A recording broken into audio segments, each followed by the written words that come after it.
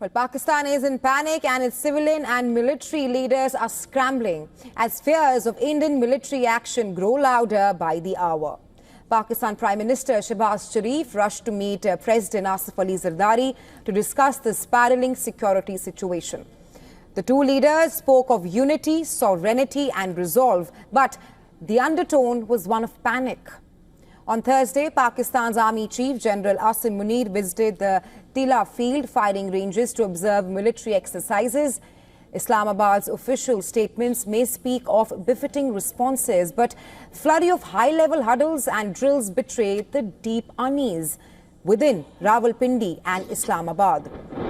Overnight, Pakistan Army post resorted to small arms firing across the line of control opposite Kupwara, Baramulla, Punch, Naushera and Akhnur areas in Jammu and Kashmir. And this is the 8th consecutive night of Pakistan provoking India along the line of control after the Pahalgam terror attack.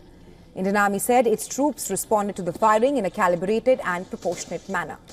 Furthermore, the Atari-Wagah border crossing between India and Pakistan, it has now been shut completely following a week-long heavy rush of people from either side to cross over. That's after Indian government ordered all Pakistani citizens with short-term visa to leave the country in the wake of the Pahalgam terror attack.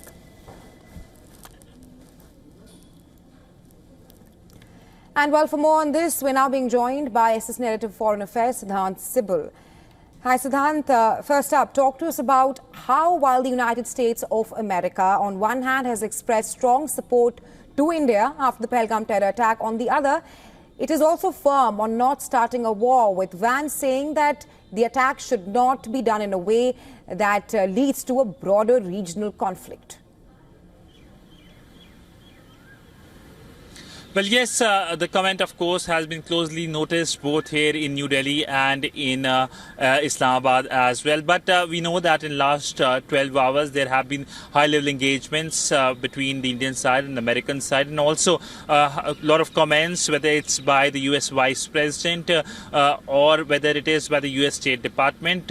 We saw two very important conversations between the Indian Defense Minister and his American counterpart, the U.S. Defense Secretary, where the American side extended support to the Indian side, while the Indian side termed Pakistan as a rogue state and the fact that the world cannot turn its eye away from this situation that has developed the issue of cross-border terrorism. Similar conversation between the Indian External Affairs Minister Dr. S. Jaishankar and the U.S. Secretary of State Marco Rubio. In fact, the Indian External Affairs Minister Dr. S. Jaishankar, after talks, tweeted that India will go after the perpetrators of this terror attack.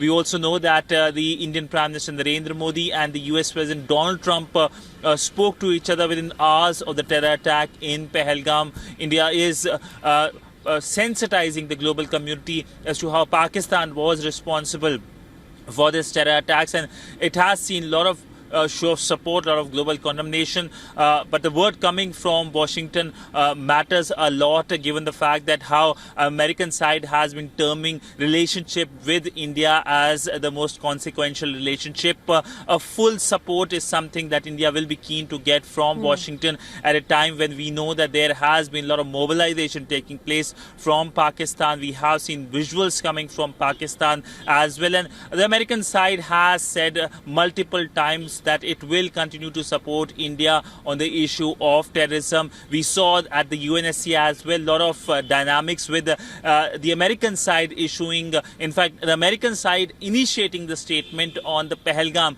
terror attack, even though the Pakistani side were able to dilute it by dropping the name of the terror group responsible for it. But all in all, this is a developing story, and comments coming from Washington do matter in the Indian subcontinent. Right, Siddhant, especially with Pete Hegseth backing India's right to self-defense.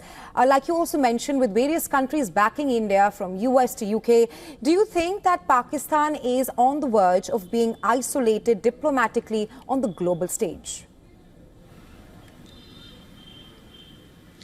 Well, Pakistan will try to reach out to its own friends as well, and China is a friend that Pakistan trust a lot. We will have to see the dynamics at the United Nations Security Council, because remember, Pakistan is a non-permanent member of the UNSC starting 1st of January this year, and it will try to rake up Kashmir that is given later this month. In fact, we saw that Greece, which is the president of the United Nations Security Council for the month of May, holding its traditional press conference on 1st of May, in which multiple questions were asked that will the issue, the tensions in the region be raised at the UNSC, to which the Greek ambassador to United Nations, who is the president of the UNSC as well for this month, said that if they get a request, then this matter will come up. But India is dialing its friends, the non-permanent member of the United Nations Security Council. In fact, the External Affairs Minister has spoken to all the non-permanent countries of the UNSC, barring of course Pakistan. There are 10 non-permanent members. Right. India has spoken to 9 of them,